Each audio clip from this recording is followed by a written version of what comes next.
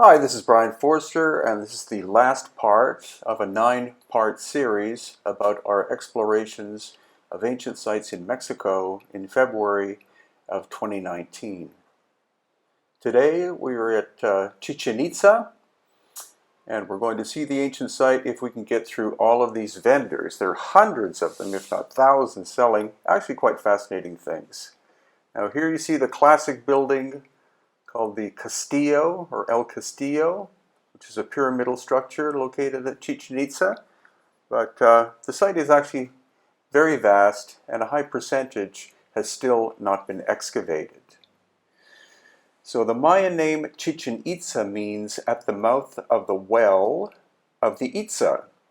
This derives from chi, meaning mouth or edge, and chen, or chen, meaning well. Itza is the name of an ethnic lineage group that gained political and economic dominance of the northern peninsula. One possible translation for Itza is enchanter, or enchantment of the water, from its sorcerer, and ha for water. So where we're going now is actually towards the ball court. And this, as far as I know, is the largest ball court in all of Mesoamerica. Now the ball court, or the ball game, was a sport used by the Maya and also the Olmec, and possibly as well other cultures. The ball was made of natural rubber, and supposedly you were not allowed to use, I think, your head, your hands, or your feet in order to strike the ball. Now you see that every stone here is of a different shape and size. It is all limestone, but it's not a soft type of limestone, it's a metamorphosed type. So the intriguing thing is that the Mayan people did not have metal tools of any kind, so how were they able to cut and shape these blocks? The material is local, but it is reported to be somewhere in the region, or its formation was something like 50 million plus years ago. Now you see some gaps in certain parts of the wall, so it is possible that this was reconstructed not only in modern times, but also in Mayan times. You can see the repair work clearly that's been done. And now we're walking towards a small temple building. What's kind of interesting about this is that the staircase is composed of very tight-fitting solid blocks of limestone, which we also saw at Teotihuacan and other sites in Mexico, suggesting that these locations could very well be older than what standard scholarship suggests, that the Mayan people might have found an ancient series of structures and rebuilt them. Other possible evidence of this is the staircase you're going to see.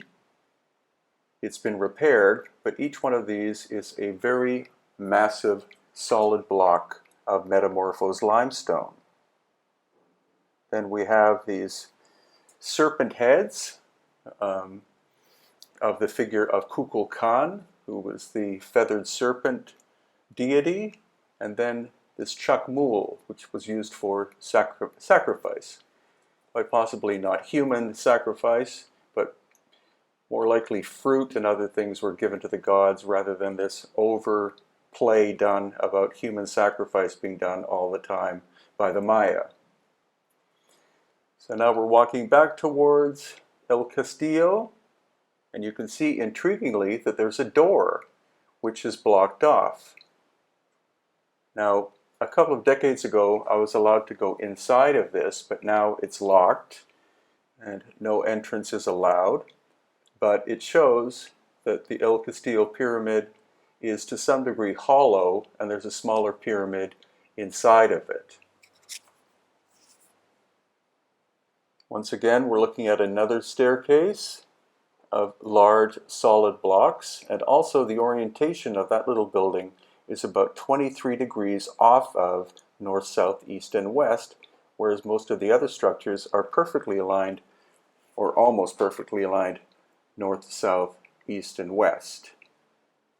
And now as we walk past our guide, Sergio, on the left with the pink shirt, we're going to see one of the cenotes, which were sacrificial pools. It's also where the bulk of the water of this area comes from. The water percolates through the limestone and then collects in these rather large pools. This one was excavated early in the 20th century, and many gold and jade objects were found, as well, of course, as the bones of the sacrificial victims.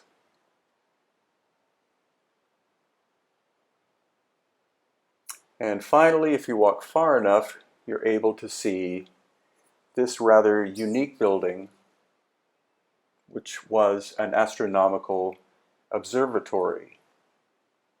The Maya were almost fanatical about the stars and also the concept of recording time, and their calendar was incredibly accurate, especially due to the fact that they existed, or their prominence was more than 1,000 years ago.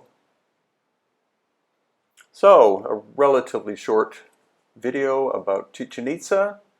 Again, it's part of a 9-part series, and we are planning on going back to explore ancient Mexico in February of 2020. So if you want to join us, just have a look at the details at www.hiddenincatours.com.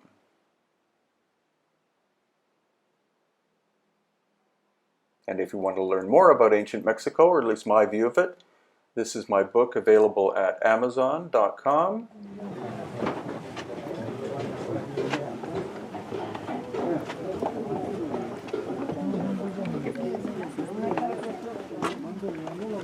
We are in the tunnel system underneath the largest pyramidal structure in the world here at Cholula in Mexico. This tunnel network is at least 10 kilometers in scale and has many different branches going off.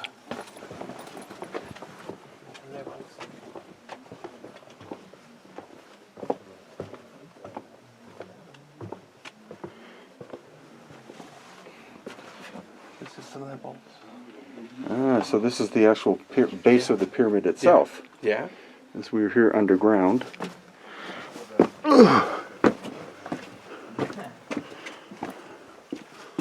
you can see this is the foundation of the pyramid.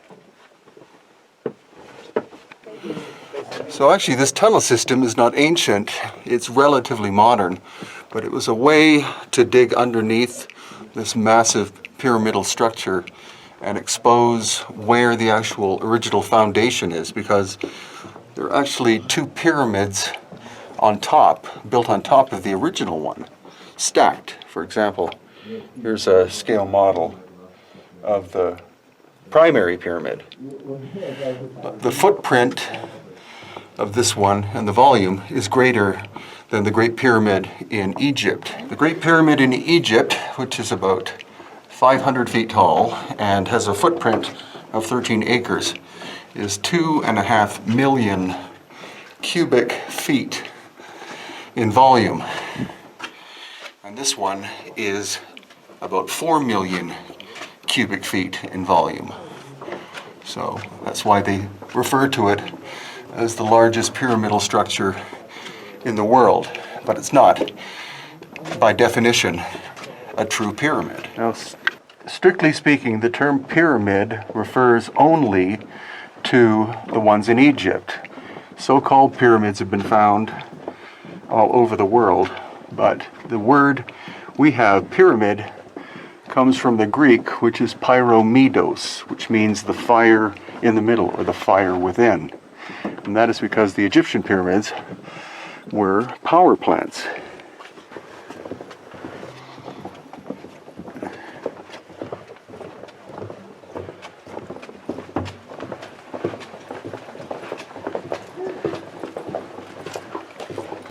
So what you're looking at is the foundation of the pyramid, or pyramidal structure. And again, its footprint is at least as large as that of the Great Pyramid of Giza. And of course, when you have colonizers coming, what do?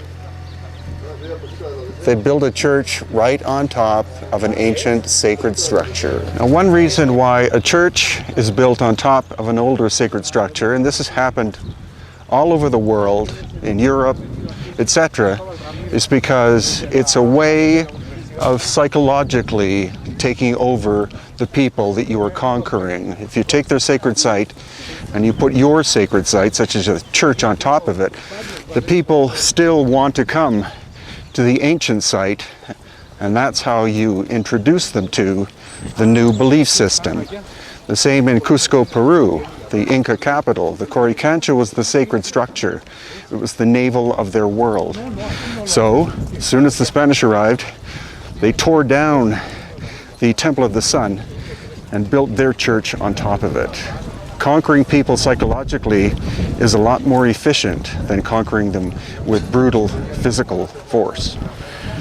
This pyramidal complex was begun about 200 BC by a culture called the Cholula, and they were somewhat related to the people of Teotihuacan.